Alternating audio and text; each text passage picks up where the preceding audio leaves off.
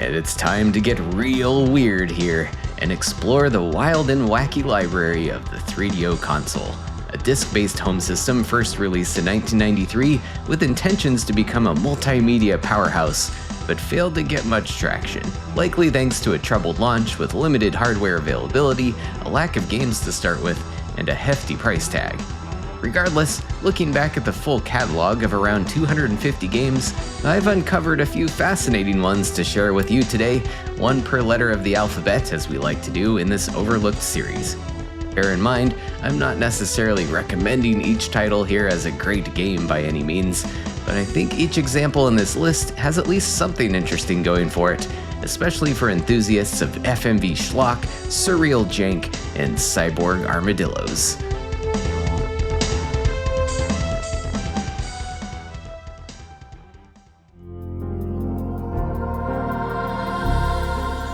First up, let's grab some virtual D20s and delve into Advanced Dungeons & Dragons Slayer, a 3DO exclusive dungeon crawler developed by Lion Entertainment and published by Strategic Simulations in North America in 1994, who are well known for putting out a wide array of officially licensed D&D video games in the 80s and 90s.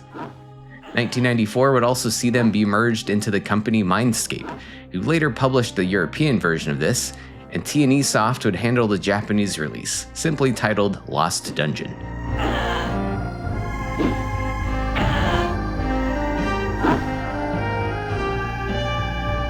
Slayer differentiates itself from most typical dungeon crawling RPGs of the time with an emphasis on randomness.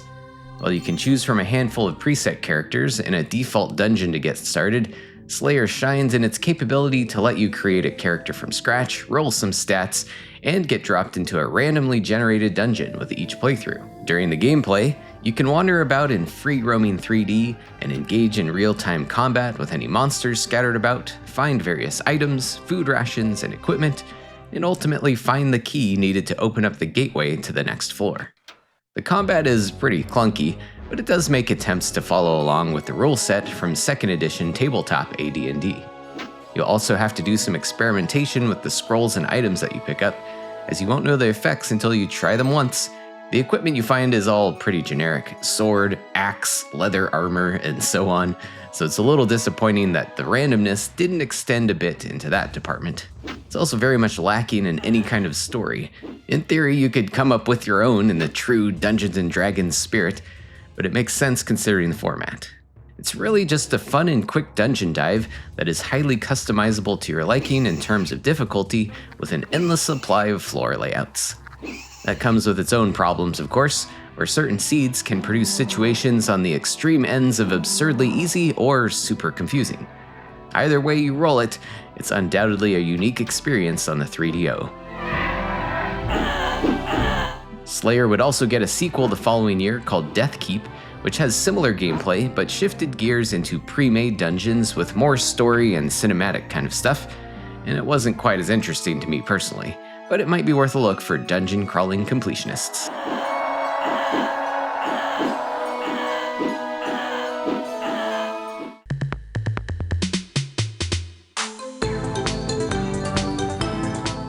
Next up, B is for Battle Pinball, a Japanese exclusive pinball title with a competitive twist and an over-the-top low-poly anime-infused presentation. Rather than simply trying for traditional high scores here, you instead choose from one of 4 very goofy CG-rendered characters and go head-to-head in a split-screen pinball throwdown.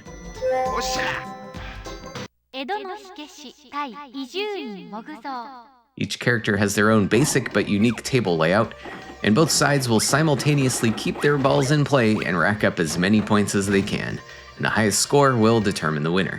To mix things up further, there are also occasional items you can collect and use to interfere with your opponent, like blocking off certain lanes or placing distracting objects on their screen.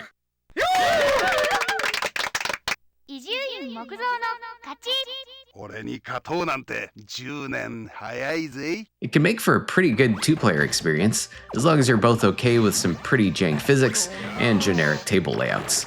And don't expect much for complex scoring mechanics. 1-player mode versus the computer is also fine, but there admittedly isn't a whole lot of variety, with only 4 characters to pick from and play against. The presentation is at least very vibrant, and this head-to-head concept was refreshing for its time. Other than navigating some basic menus, you won't really need to understand Japanese to play this one, although I do kinda wish I did to figure out what's going on in the different ending cutscenes for each character that you can see if you beat the story mode.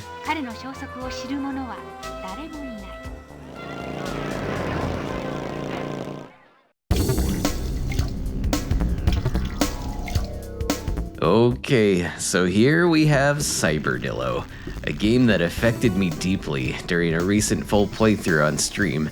And honestly, this entire video was conceived as an excuse to fully process and pay tribute to this unhinged experience.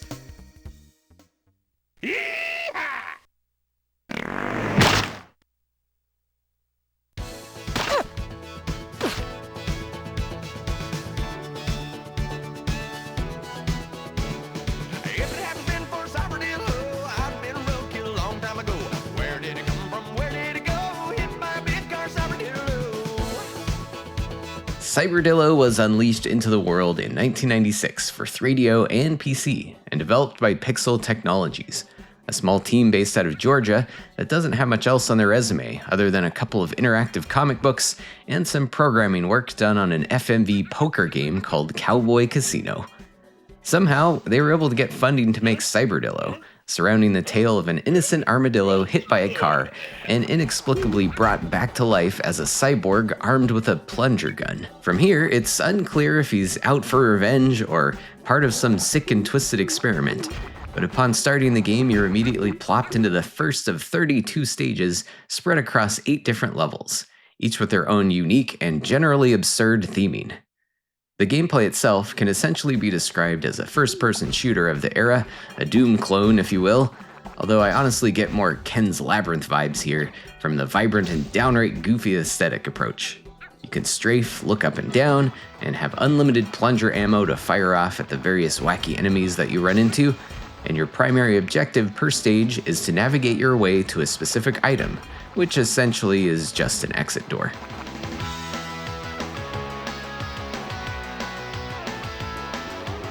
You can also jump, but the ceiling is so low that you bonk your head almost instantly, so you need pretty precise timing to jump over hazards like the lava tiles or garbage disposal blades.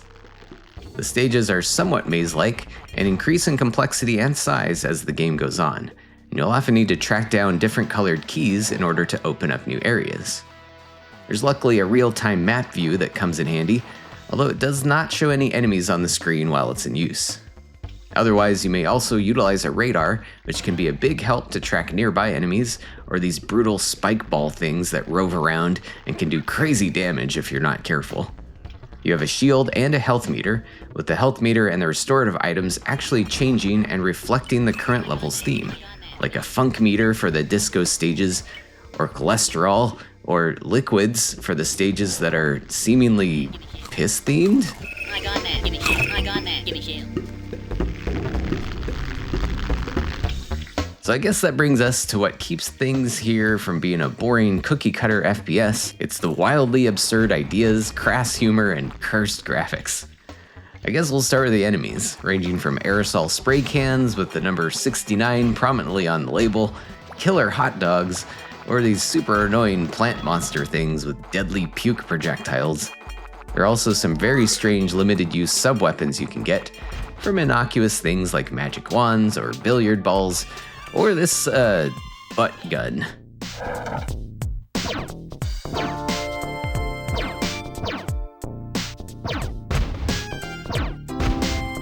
And there are a couple of non-useful pickups scattered about, like the bone flute, which causes temporary vision impairment, or the laxative, which triggers a countdown in which you must find a nearby toilet, or you will die.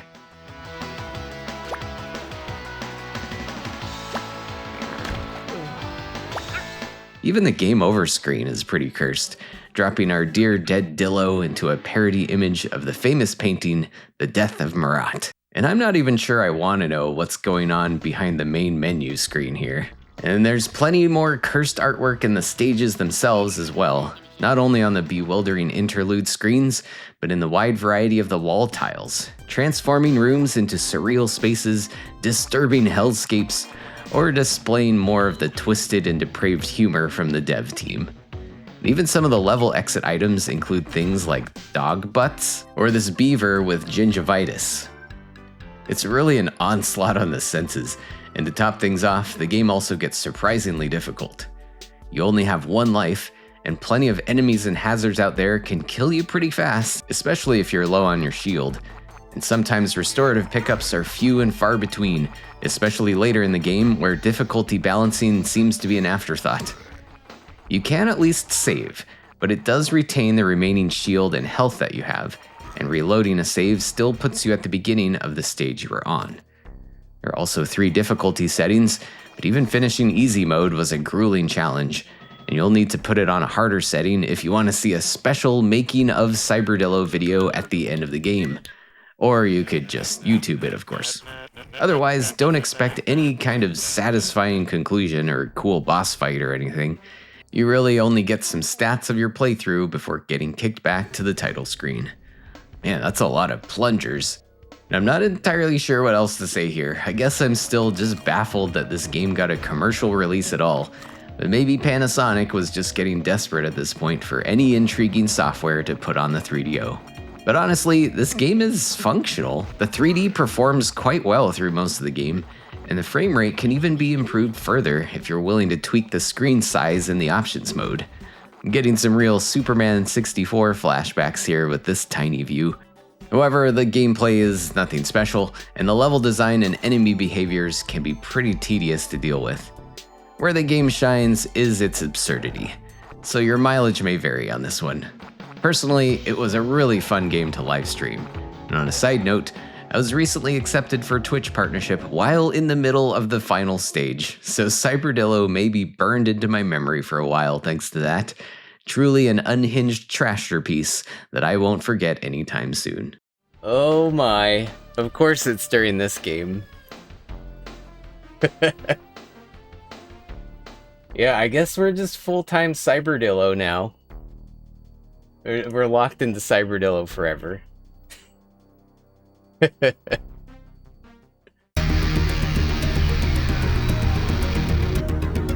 D is for Demolition Man, based on the dystopian sci-fi action blockbuster film starring Sylvester Stallone and Wesley Snipes.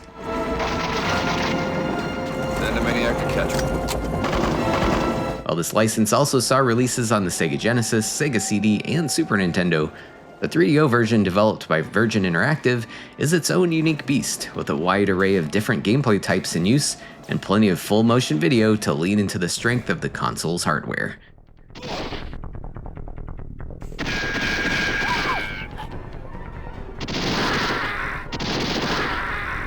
Notably, it even includes exclusive footage with Stallone and Snipes made specifically for the game, all mixed in with various scenes from the film as well. You've got 16 levels in total here, with a little over half of them featuring good old gallery shooting. Here you can use either the D-pad or the 3DO game gun if you've got one.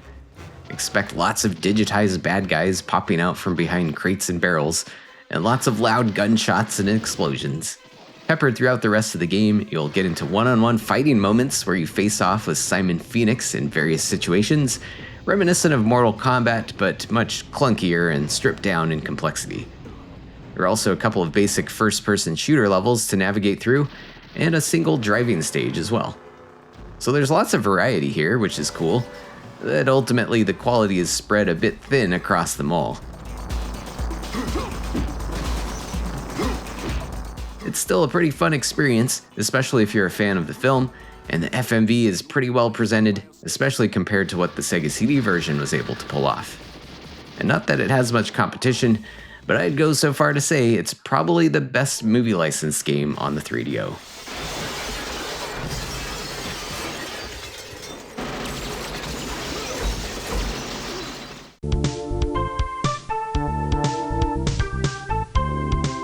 And for letter E, let's look at the obscure South Korean-made Eye of Typhoon, a 2D fighter developed by VCOM and released in 1996.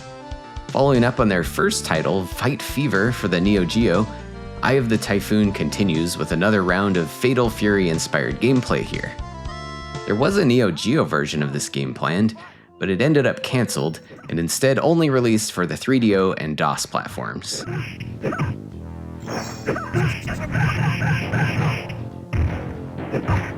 It's a typical 1v1 fighter for the time, with 12 fighters to pick from and 2 boss characters, and you've got the typical array of attacks and special moves, with your typical best of 3 rounds to declare victory. So yeah, while everything feels very typical, it's certainly a decent and serviceable fighter. It does have a rudimentary team battle feature that wasn't seen in Fight Fever, where you can switch up characters between rounds, but not in the middle of a round. Otherwise, the game is pretty straightforward, and it may be worth a look for anyone looking for obscure fighting games on the system whenever they need a break from the excellent 3DO ports of Super Street Fighter 2 or Samurai Showdown.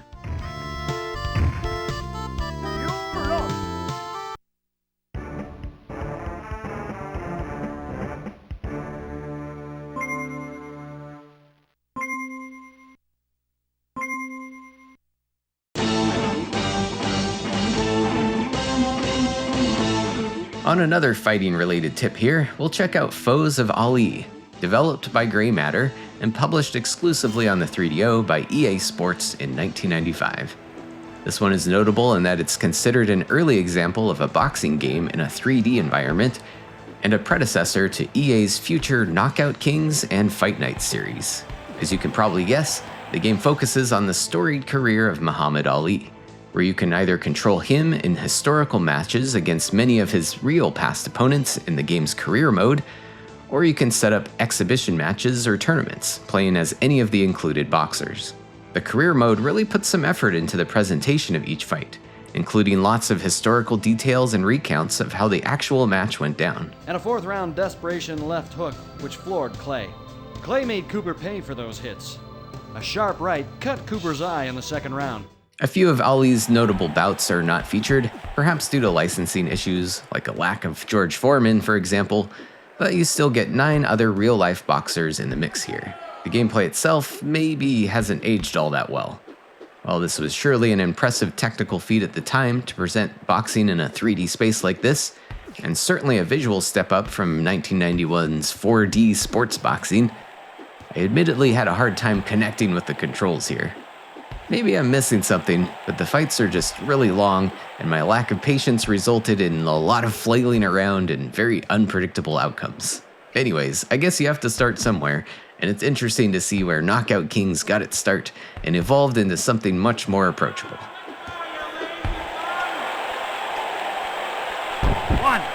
2, got a minute to go.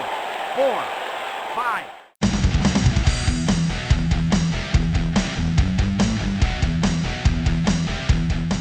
Next up is Guardian War, a tactical turn-based RPG released in 1994 and developed by Microcabin, a name you might recognize if you watched my Overlooked A to Z video on Super Nintendo RPGs, as they were also the makers of the Zack series.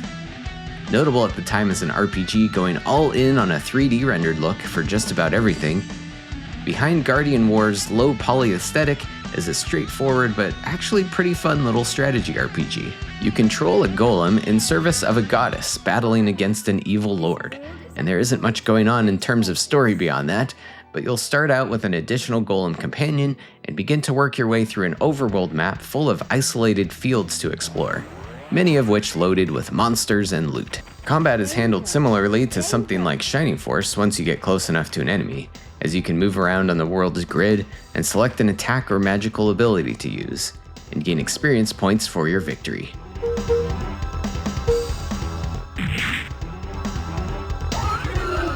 Other nodes on the map also include shops to purchase equipment, or shrines that allow you to add another golem to your party.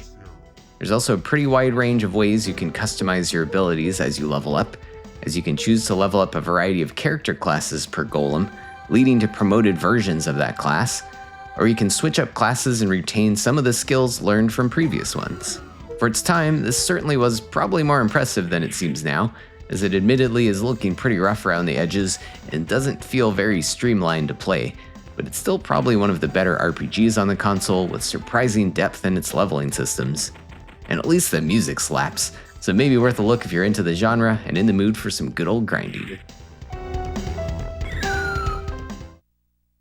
Alas, goddess, revive me.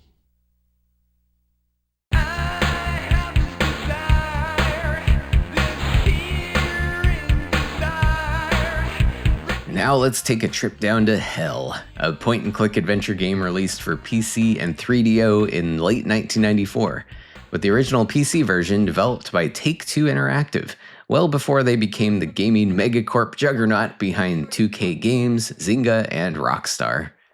My God, that was a terrifying dream. You had it too? Yes, the same one. The descent into hell. Notable at the time for featuring a mix of FMV and fully voiced CG-rendered characters, it even brought in some star power, with Grace Jones and Dennis Hopper providing their voices and likenesses for a couple of characters within this dystopian hellscape. Abonitas, you cowering lick spittle. I told you to go light on the smoke and brimstone and shit when I'm in my human form. The year is 2095, and you control one of two special agents who were recently betrayed by their employers, the fascist theocracy called the Hand of God. And the story begins with narrowly avoiding an assassination attempt and going on to try and uncover the reason why. And you proceed to go down the rabbit hole of clues and dig into the corruption of the theocracy. Clearly, the first move is to learn what the hand has, or thinks it has, on us. Gameplay is pretty classic point-and-click stuff here, but with a heavy emphasis on story and dialogue, and interacting with a rich tapestry of characters, some of which can also join up with you temporarily. There are certainly some cryptic puzzles and riddles to solve, some of which are actually legit broken, so I wouldn't be afraid to peek at a guide for this one if you get really stuck on something. The main appeal here is definitely its very dark and edgy aesthetic, a nice mix of cyberpunk and horror with some B-movie flavor. And it's honestly an engrossing and unpredictable story if you can let yourself get sucked in.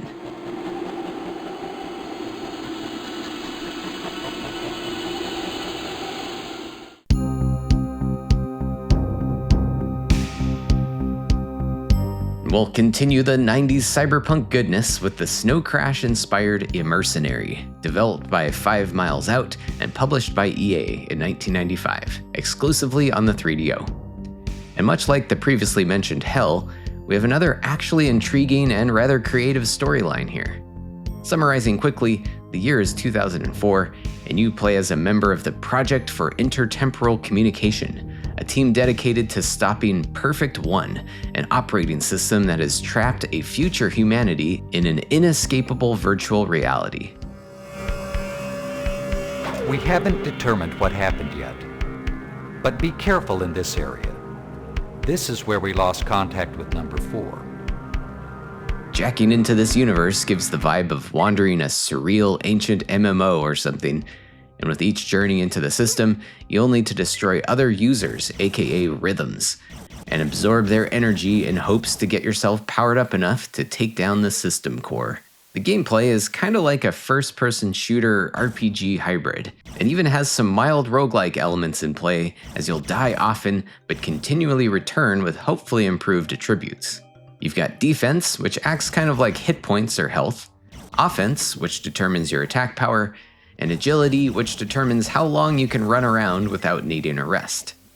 The virtual world is swarming with rhythms of various power levels, so with each dive you'll want to absorb as much power from them as you can, and running into large groups of them or one too powerful for you will likely end your attempt. There are also various spires scattered about to recharge the different aspects of your DOA meter, and also various zones for boss fights, or even safe areas to interact with a wild array of other characters. Listen to me and behold your future.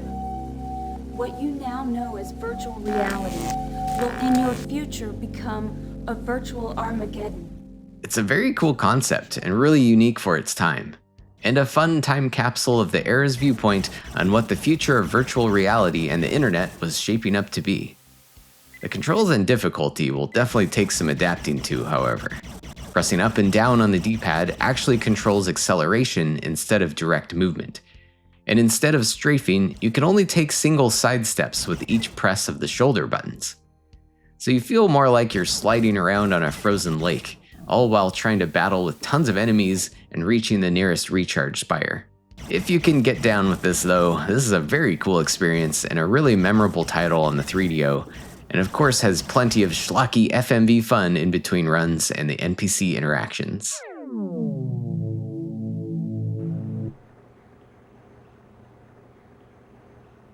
Just between you and me, I never thought you could do this.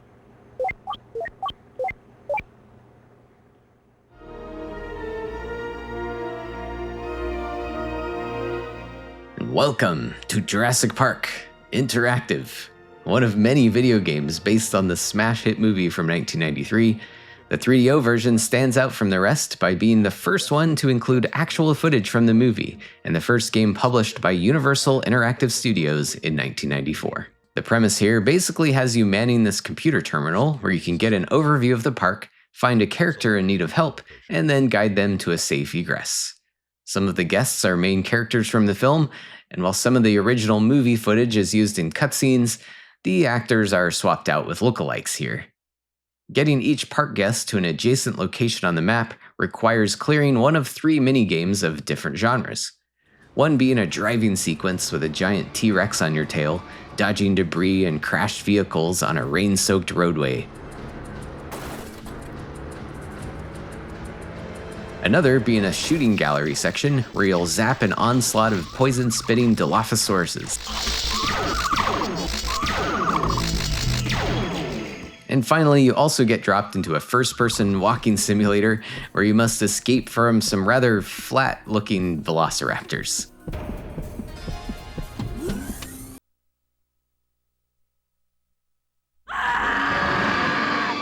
And beyond these 3 main gameplay types, there are also a handful of other basic minigames installed into the terminal by Dennis Nedry, which you need to clear in order to gain higher security clearances. Each one feels very derivative of classic arcade games like Space Invaders, Breakout, or Asteroids, but they're dinosaur-themed, of course. Fun fact, Jurassic Park Interactive was originally intended to be a launch title, but experienced considerable delays. Can you imagine shelling out the cash for the console at the time, and this was the first thing you loaded up? And they're really flexing the power of the 3DO right here. All of this is pretty hilarious in hindsight, of course, and you can still certainly have some fun with this one if you're down for some Jurassic jank.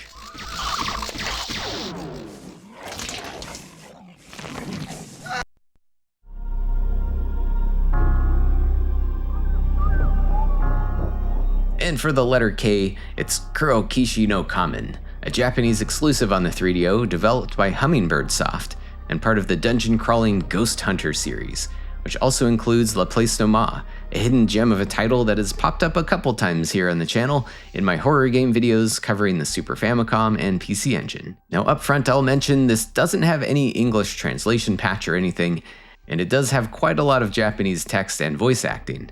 But fortunately there is a currently well-crafted walkthrough on GameFAQs if you wanted to try this one out without being able to understand Japanese. 30年前の事件で自殺した館の主人の母親のようね。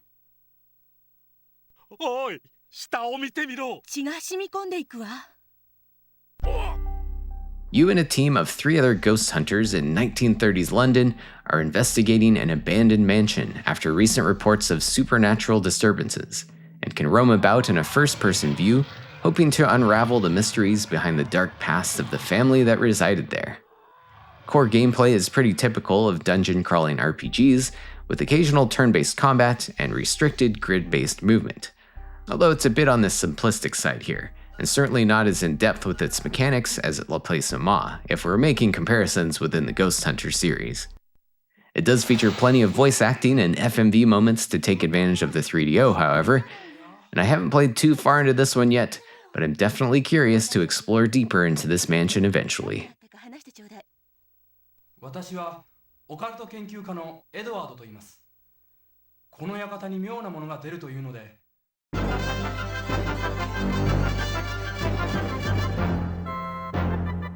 And we have another RPG on deck here, as L is for Lucien's Quest, another title developed by Microcabin, released in Japan in 1995, localized for North America in 1996, and also getting a Japanese Sega Saturn port that year. This one is notable for being considered the only truly traditional JRPG on the system, and also commands one of the highest asking prices for 3DO game collectors to purchase these days, with complete copies going for over $1,000. Despite all of this, Lucien's Quest is an admittedly formulaic RPG, but not without its charm. You play as the young Lucien, who has decided to help a dude who has been afflicted with a werewolf curse, and you'll venture out into the world and search for a cure, and of course getting into various adventures and meeting plenty of people and new party members along the way. The aesthetic features 3D environments mixed with very crunchy two-dimensional pixel art sprites, and with gameplay following the classic formulas in place from games like Dragon Quest and Final Fantasy. Overworld exploration with random enemy encounters and turn-based combat. The battles take place on an isometric field, and you at least have some strategic movement options, and will need to consider obstacles in your way, like taking down trees that block your line of attack.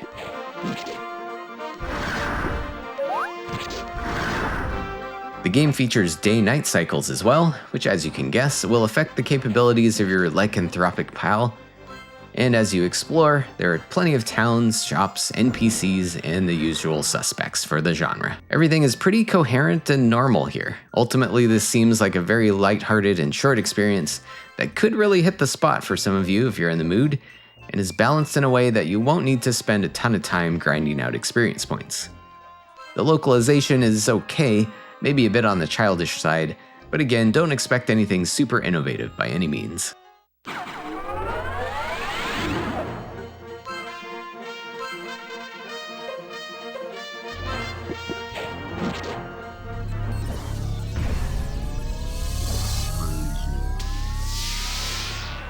And M is for Mazer, an isometric run-and-gun shooter released for 3DO and arcades in 1995 by American Laser Games, with the arcade versions also running on 3DO hardware.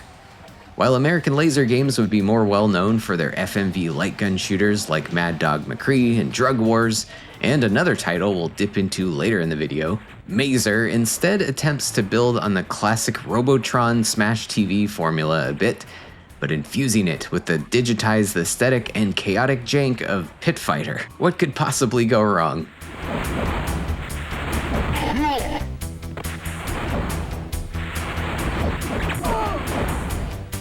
You can pick from one of 4 different campy characters, each with slightly different attack types, and engage in hectic arena shooter combat with lots of aliens and robots and whatnot, while also being able to rescue other humans and collect power-ups for your weapons and defensive capabilities. You can shoot in 8 directions, have an up-close melee attack, temporarily shield yourself until your meter runs out, and you've also got a dash maneuver to zip around the screen a bit more quickly. Each stage takes place in one room and usually has some kind of core you must destroy before a boss appears. There are often many destructible walls or other hazards scattered about.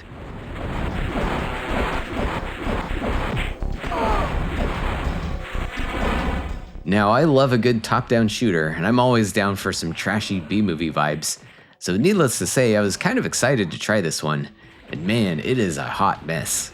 The controls are really laggy and unresponsive, the hitboxes and frame rate are all over the place. This is all wonderful for an intense arcade shooter, right?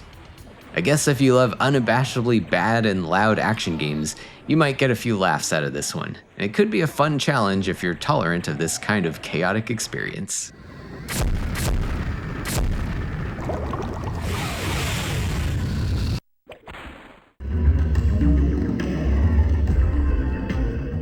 Next up is one of the weirdest and perhaps most fascinating games in the entire 3DO library here, with the Sanyo published Japanese exclusive Neo-Organic Bioform, aka NOBE.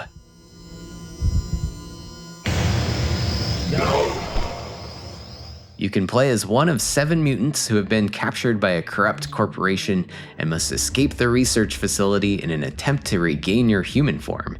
And you'll unsurprisingly battle with other bioforms along the way.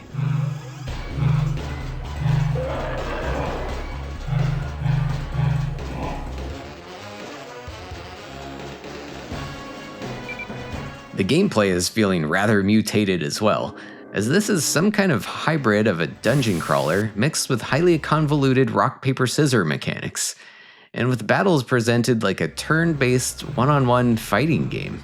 In single-player mode, you must first take your pick from a variety of intricately designed creatures who look like they've been ripped out of a Keita Amemiya movie and animated in stop motion, and then begin to explore the various floors of the facility in a first-person view. You can see the other nobs on the map in advance before getting into battles with them, and here's where the game mechanics get really out there. There are basically 3 phases of combat that I'll summarize briefly here, the first being when you may select what kind of action to take. Using a different D-pad and button combination for each choice, you can decide to defend your left or right side, kick or punch in various directions, retreat from battle, or also use any items you might have on hand. In the second phase, you control these 2 lines scanning across your relevant body part, depending on the action you selected. And with timed button presses, you want to line up with the most powered up area of that appendage, while ideally taking as little time as possible. Your opponent will also do the same, and the third phase will determine the outcome based on various advantages that certain attacks may have over one another, also taking into account which monster used less time to activate their action. And finally, the result is shown in a brief animated side view of the fight, and the turns will keep repeating until one bioform is victorious. If you win, your prize is this weird genetic meat cube thing, and you can use it to level yourself up and improve various parts of your body as you see fit. Everything is kind of cryptic and mysterious, and you don't get much guidance as far as what attacks will work better. Luckily, there's a really helpful guide on GameFAQs that sheds some light on this with much more detail if you're curious. I'm mostly fascinated by the aesthetics here though. If you know my taste at all, I'm a huge fan of gross practical effects and goofy rubber monster suits and stuff like that. And in general, the interface and presentation here is just wildly alien. I admittedly don't understand this game well enough to claim it's good, but it's absolutely fascinating to look at and interesting to try to decipher the mechanics. This is one I'll definitely come back to and try to figure out someday.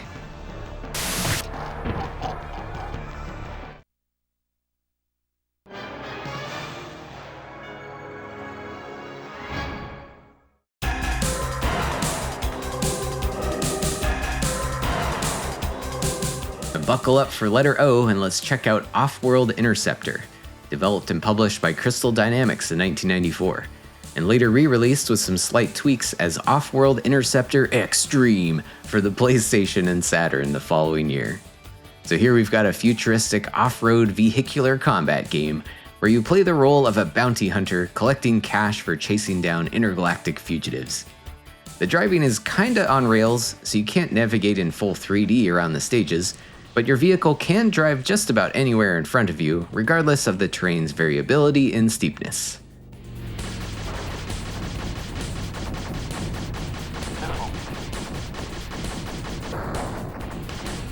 Meanwhile, you have a variety of weaponry on hand, with a unique default gun for the game's 6 different vehicles, along with limited-use missiles, mines, and airstrikes. You also have nitros you can use for speed boosts and jump jets to get over obstacles and even fly around a little bit. As you clear stages and collect money, there are plenty of attributes of your rig that you can upgrade or just save up for a new vehicle altogether.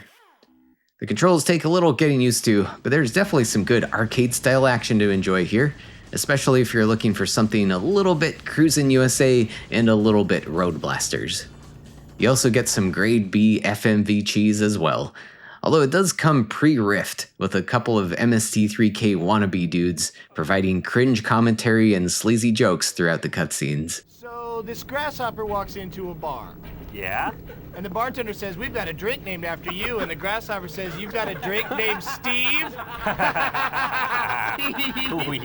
The Extreme re-release on PS1 and Saturn may be more accessible and improved in some aspects, but it was news to me that this game actually originated on the 3DO, and it's likely still worth a look for car combat enthusiasts.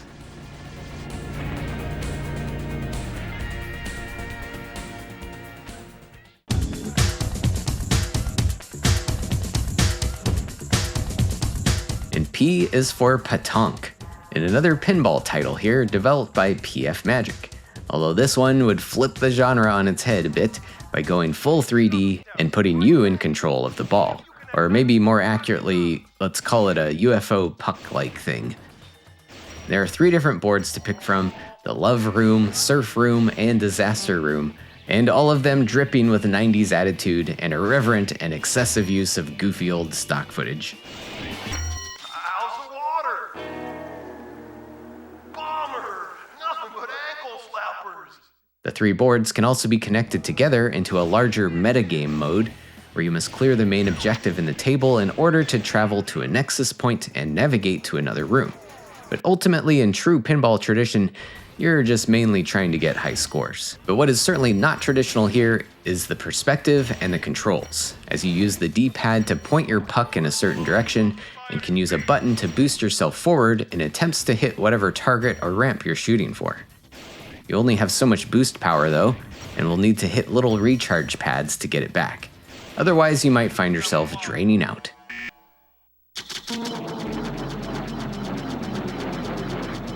The concept is certainly interesting, and it's all presented in a weird game show-like experience, but the verdict is unclear on how fun it actually is in the long run. The 3 boards all have pretty similar layouts and objectives, so the novelty can wear pretty thin after a while, and the disorienting perspective can be mentally tiresome during a longer run.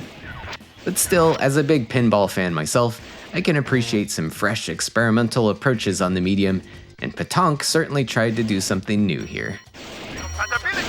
Romance is in the stars. Free ride on the tunnel of love.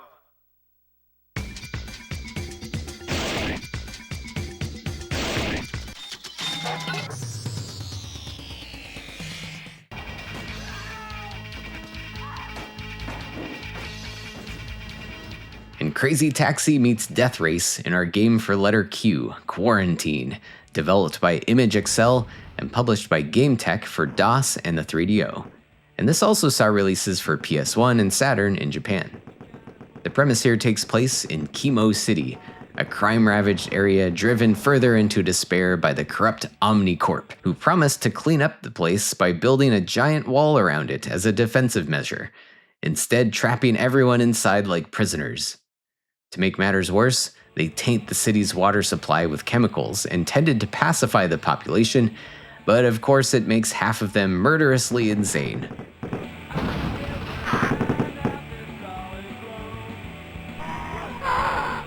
You play as Drake Edgewater, a taxicab driver determined to get out by earning enough money from cab fare, delivering packages, and other special missions. So in the game, you'll basically run these errands amidst the chaos, gather up the cash to repair and upgrade your hover cab, and gradually you'll open up access to new areas of Chemo City until you can get out. While lacking the urgency and high energy of the later released Crazy Taxi, it does have a fun and deranged vibe about it. But it does have some pretty clunky controls and rough frame rate in spots, and there's definitely a bit of a learning curve to get much progress early on. The missions have some shades of Grand Theft Auto as well, even though this predates that game by about 3 years. And finally, we also get some quality FMV as a nice cherry on top of this cult classic sundae. It's good trashy fun right here.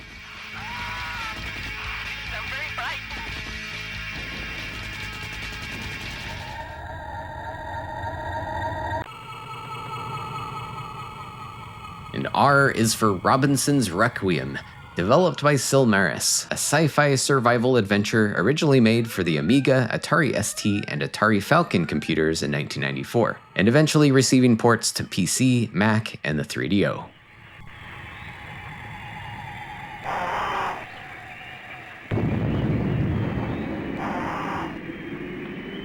The 3DO version was subject to extensive delays, but finally came out in 1996 and was actually one of the final games released for the console.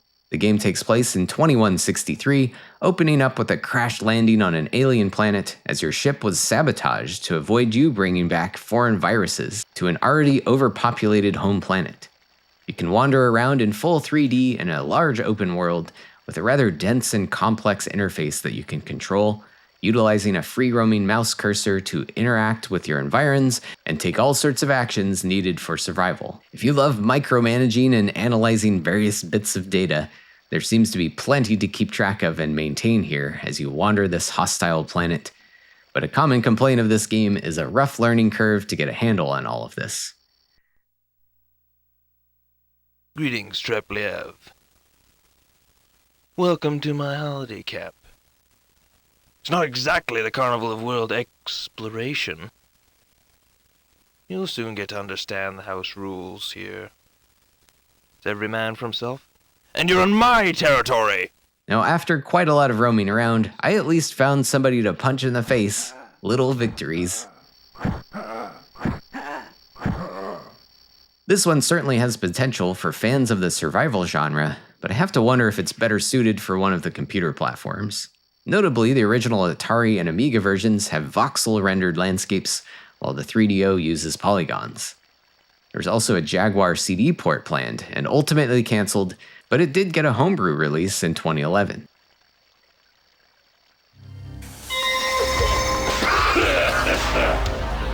Welcome aboard the Black Dragon! Pay no attention to this lovely but pitiful creature. Any attempt to come to her aid will be met with certain extermination. And for letter S, American Laser Games gets another appearance in the video today, this time with a light gun shooter in the style they were more well known for, with Space Pirates. Originally released in arcades in 1992, ported to DOS in 1994, and brought to the 3DO in 1995.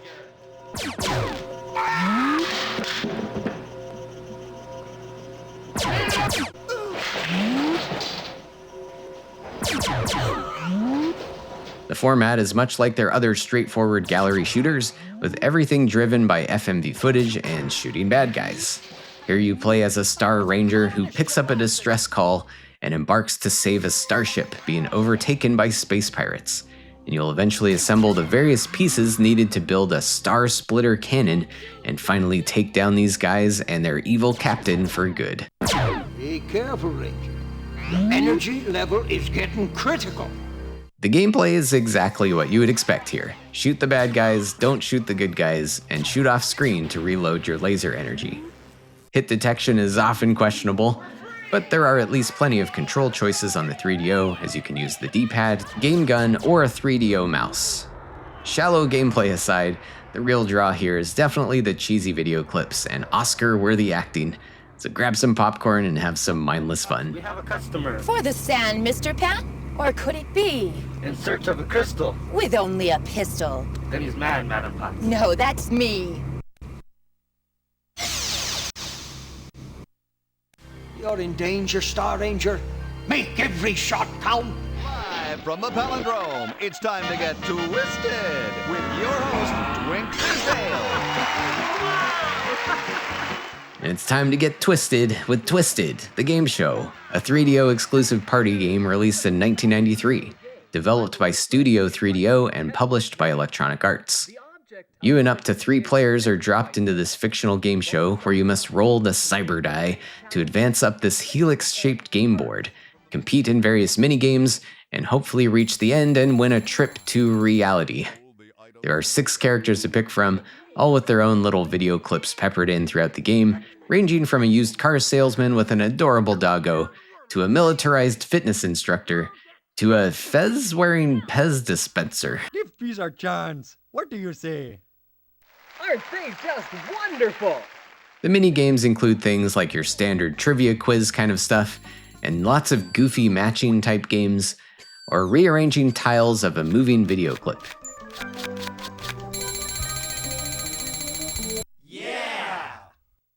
Good job, Major Steel. You go again. The game can be played with one controller, so while this does make it easy to play with a full group by passing it around, you'll never truly go head-to-head with anyone in simultaneous gameplay. For its time, this is probably a pretty impressive multimedia experience, but these days, the mini-games are too juvenile to keep this one from getting tedious. Definitely an interesting novelty in the library, though. Twisted, we'll be right back.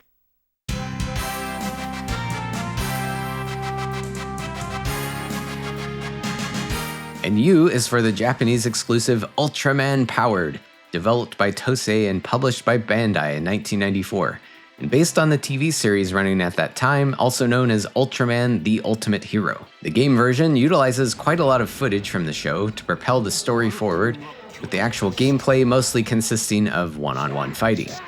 It's about as clunky as the Super Nintendo Ultraman game that came out a few years prior, but naturally updated with digitized characters and backgrounds.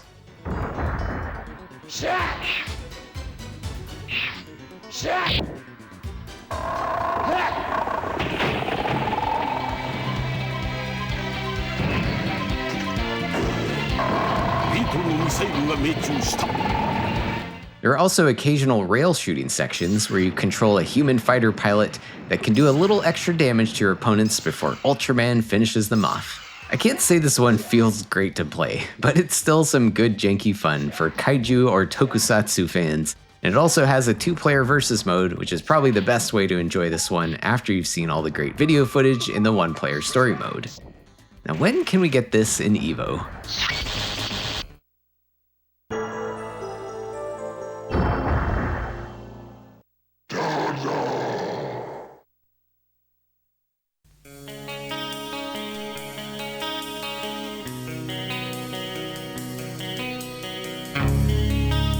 And V is for Virtuoso, a rock-infused third-person shooter released for DOS in 1994 and ported to the 3DO in 1995. It was originally developed by Motive Time, a branch of Elite Systems, a British company known for producing many home computer conversions of arcade games in the 80s before branching out to console games. Virtuoso is made as an attempt to bridge the gaming industry with the music industry. And they sure tried.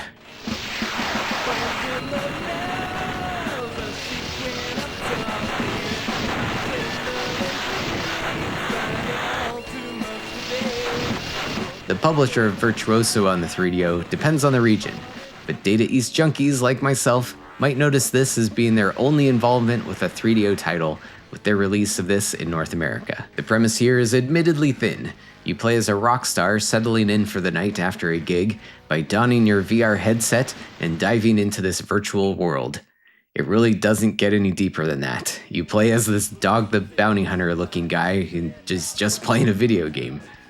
But there are 3 scenarios to pick from: Mars, Haunted House, and Marine, each with 8 stages, and each stage amounts to finding a key and then finding the exit to the next level, with plenty of random enemies to blow up and deadly obstacles to avoid along the way. Now this dude has some real swagger, lumbering around very slowly with a shotgun in each hand, and the movement is really sluggish to boot. You can at least sidestep and also lean onto walls for some chance of avoiding projectiles, but some hazards like these deadly sliding doors are super annoying to get through. You can at least collect power-ups to permanently improve your gun, or obtain radars and maps that are much needed to navigate the sometimes labyrinthian stages, often loaded with foes coming at you from all directions.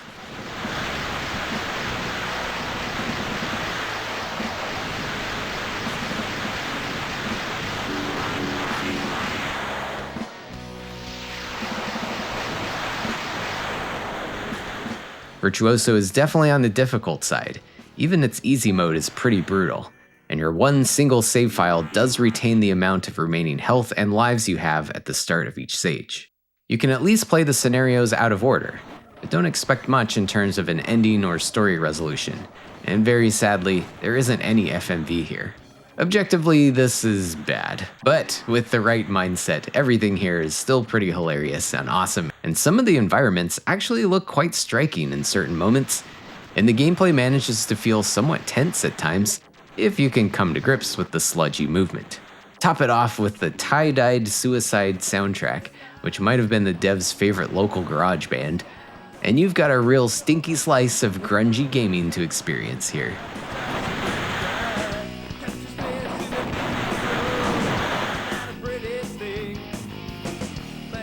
Hearken ye, for I tell a tale known to precious few. And up next for W, we've got Way of the Warrior, a 1v1 fighter 3DO exclusive released in 1994 and developed by Naughty Dog, one of their earlier titles, and marking the beginning of their company's evolution from game dev hobbyists into the company behind smash hits like Crash Bandicoot, Spyro, Jak and Daxter, Uncharted, and Last of Us. Armed with the $80,000 they made from their earlier Genesis game, Rings of Power, Naughty Dog founders Andy Gavin and Jason Rubin would make their own take on the Mortal Kombat formula and self-fund the development of Way of the Warrior, enlisting the help of friends and family to fill out this ridiculous roster of digitized fighters, shooting all the movement capture footage in their small Boston apartment covered with bedsheets. Now just throw some white zombie music into the mix and we're in business. The characters are big and detailed and absurd, and the disjointed animation and janky controls result in this goopy, bloody mess of a game, definitely banking more on gore and parody than coherent fighting game mechanics. Despite this, and getting hammered in reviews at the time, the game still sold somewhat decently, and it certainly marks an interesting point in time for the history of Naughty Dog, with this being their first collaboration with publisher Universal Interactive on the condition of them getting funding for 3 additional games in the future while retaining creative control. Honestly, a pretty inspiring story. 1 in a million. And while there technically isn't a single game in the 3DO library that starts with X, let's talk about sex. Alright, well, this isn't technically a game at all, but this is one of many 3DO adult titles released by Vivid Interactive, essentially consisting of softcore music videos thrown together with footage from their movie catalog, all to be experienced in their multimedia glory on the console. They released a bunch of these for some reason, and honestly, there's not much to get excited about unless you're nostalgic for late-night 90s Cinemax sleaze.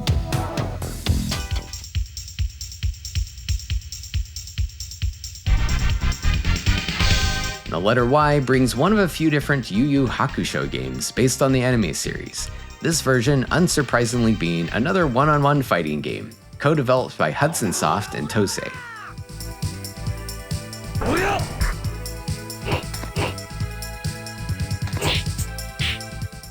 It at least has a fairly large roster of fighters to pick from, and lots of FMV cutscenes using footage from the anime series to pad out the game's story mode. Although there your character selection is a bit more limited as you form a small team to take on your opponents. The actual fighting game mechanics here are nothing special unfortunately, so no amount of glossy presentation can make this one rise above being fairly generic. But it's certainly possible my limited playtime here caused me to misjudge if there's anything deeper under the surface. Might be worth a look for fans of the show or for 3DO fighting game enthusiasts.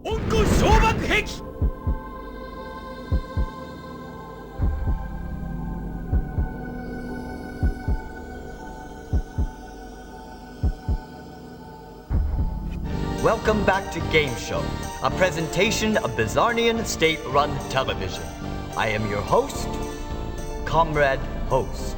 And last and probably least, we have the only game in the 3DO library that starts with Z, Zadnost the People's Party, sequel to the previously mentioned Twisted the Game Show. Other than sprucing up the graphics a bit, adding in more simultaneous player versus player moments, which in turn requires 2 controllers, there isn't much else new to do here compared to Twisted, other than witness it leaning heavily into more edgy humor that really hasn't aged well. While they were probably aiming for some kind of satirical parody on various stereotypes, in the end it feels like it's punching down more than connecting any decent jokes. Honestly, you might want to avoid this one. It's certainly an unfortunate product of its time, and the gameplay isn't worth the discomfort. To not end on a downer note, how about a game that ends with Z? Go play Balls. You're welcome. And thanks so much for watching. Your likes and subscribes are much appreciated, and make sure to name drop some of your favorite 3DO games in the comments if you have any. And if you crave more glorious FMV goodness, maybe have a look at my big video on Sega CD horror games. And we'll catch you next time.